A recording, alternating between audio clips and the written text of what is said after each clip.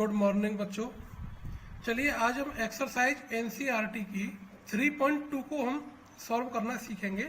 इस एक्सरसाइज में जो क्वेश्चन हमें सॉल्व करने हैं इनका हमें सॉल्यूशन निकालना है, वो ग्राफिकली फाइंड आउट करना है।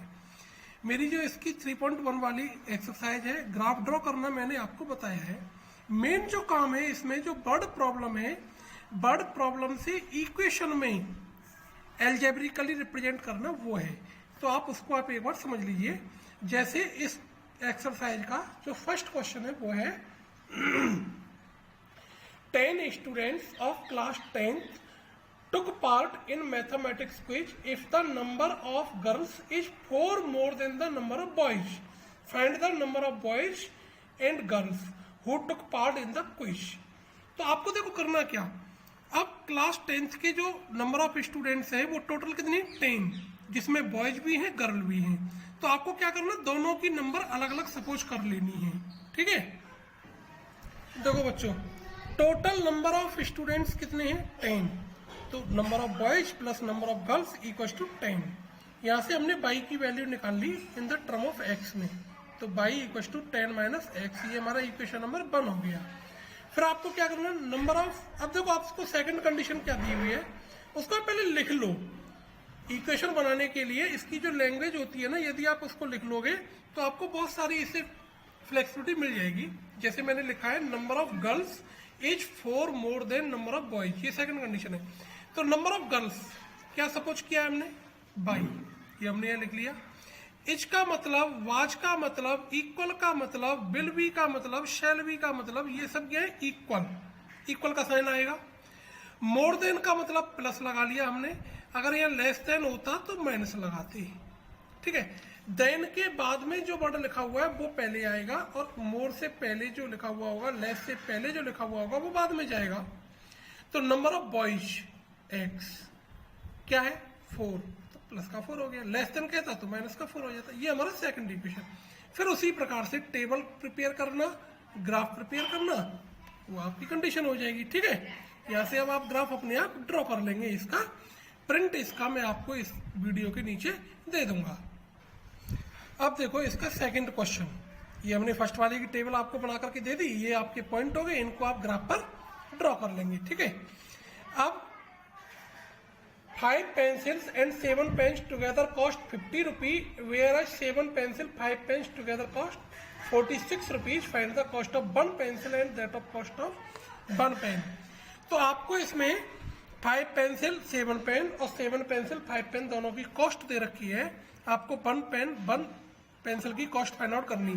तो इसके लिए वही प्रोसेस, जो आपको फाइंड करना है उसी को आप पहले सपोज कर लो। ठीक है, देखो फर्स्ट कंडीशन क्या है, 5 पेंसिल और 7 पेन की कॉस्ट 50 रुपी, यानी एक पेंसिल की कॉस्ट क्या है 22 रुपी, तो 5 पेंसिल की क्या हो गई 7 बाई, एक पेन की कॉस्ट x रुपीज, तो 7 पेन की हो गई 7x, इन दोनों का जो टोटल 50। और फिर उसी प्रोसेस से आपको करना क्या है, यहां से किसी भी एक वेरिएबल की वैल्यू दूसरे वेरिएबल के टर्म में सपोज कर लेना। जैसे मैं यहां से ले लेता हूं, तो 7x equal to 50 minus 5 by, और x equal to 50 minus 5 by upon 7, ये हमारा फर्स्ट पार्ट हो गया। ऐसे ही अब यहां से मैं सेकंड वाले से वैल्यू निकाल लेता हूं, 5x equal to 46 minus 7 by, तो x equal to 46 minus 7 by upon 5, ये हमारा सेकंड हो गया। दोनों का आप ग्राफ ड्रॉ कर लेंगे। मैं अब ये वाली टेबल इसलिए नहीं दे रहा है क्योंकि मैं जो प्रिंट दूंगा हो सकता है उसमें डिफरेंट हो। पॉइंट आप अपने हिसाब से कुछ भी चूज कर सकती हो, x और y की वैल्यू डिफरेंट डिफरेंट हो सकती है, लेकिन जो ग्राफ बनेगा वो सेम बनेगा। ओके, देखो बच्चों ये सेकंड क्वेश्चन है, on comparing the ratios a1/a2 b1/b2 c1/c2 find out whether the lines parallel. ठीक है, यानी जो रिप्रेजेंट लाइन होगी ग्राफ पर वो इंटरसेक्ट एट अ पॉइंट होंगी, पैरेलल होगी या कोइंसिडेंट होंगी, इस प्रकार से हमको बताना।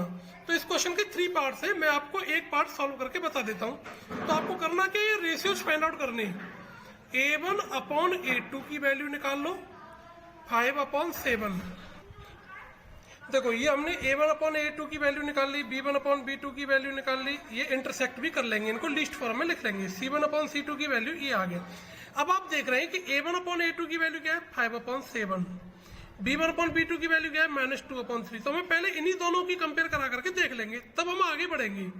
ये दोनों ही इक्वल नहीं है तो हम यहीं पर रुक जाएंगे, a1/a2 नॉट इक्वल b1/b2, तो आंसर हमारा आ गया। So this pair intersect at a point, यानी यूनिक सॉल्यूशन। इस प्रकार से आप इसके सारे पार्ट को कर सकते हैं। प्रिंट आपको मेरे ब्लॉग पर मिल जाएगा। अब देखो बच्चों, क्वेश्चन नंबर 3 में क्या है, कंसिस्टेंट और इनकंसिस्टेंट दो चीज पूछी है। तो प्रोसेस वही है जो सेकंड क्वेश्चन में, यही हमको रेशियोज फाइंड आउट करने हैं सबसे पहले।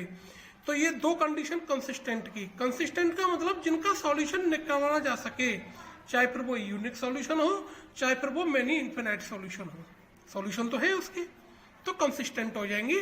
और इनकंसिस्टेंट की ये वाली सिचुएशन, यानी पैरेलल लाइंस जो होंगी वो इनकंसिस्टेंट कंडीशन कहलाएगी। ठीक है, ये इंटरसेक्टिंग एट अ पॉइंट और ओवरलैपिंग वाली कोइंसिडेंट वाली जो लाइंस की कंडीशन है वो हमारे कंसिस्टेंट हैं। क्वेश्चन नंबर 4 में भी आपको ये पता करना है किसका सॉल्यूशन यूनिक है। जिसका सॉल्यूशन यूनिक होगा उसको हमें ग्राफिकली रिप्रेजेंट करना है। ग्राफ पर रिप्रेजेंट करना आपको हमने बेहतर तरीके से यहाँ पर बता दिया आपको क्वेश्चन नंबर 1 में। अब आप क्वेश्चन नंबर 5 जो बर्ड प्रॉब्लम है उसे आप समझ लीजिए। अब देखो बच्चों, question number 5, half the perimeter of a rectangular garden whose length is 4 metre more than its width. ये ना कंपाउंड सेंटेंस बना दिया, ये यहाँ से ये एक कंडीशन है, whose length is 4 metre more than its width. ये उस रेक्टेंगल की कंडीशन है कि जिसकी लेंथ विड्थ से 4 मीटर अधिक है। उसका पेरीमीटर का हाफ क्या दे रखा है 36, ये यहां से जुड़ गया। Half of the perimeter of rectangular garden is 36।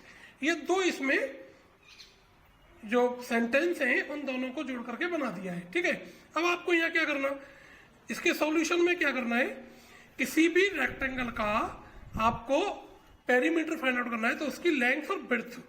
ठीक है, तो लेट देखो, length equal to x metre, width equal to y metre. अब इसकी फर्स्ट कंडीशन क्या है ना, तो आप फर्स्ट कंडीशन को समझ लीजिए, हाफ ऑफ पेरीमीटर इज 36, यही है, ये हमने यहाँ पर लिख लिया, इक्वल टू लिख करके अभी हम इसको एजिटिव लिख सकते हैं ना।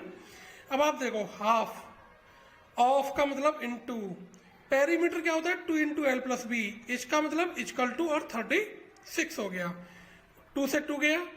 लेंथ और विड्थ की वैल्यू क्या है x + y = 36। यहां से हमने x की वैल्यू निकाली 36 - y, it is equation number 1।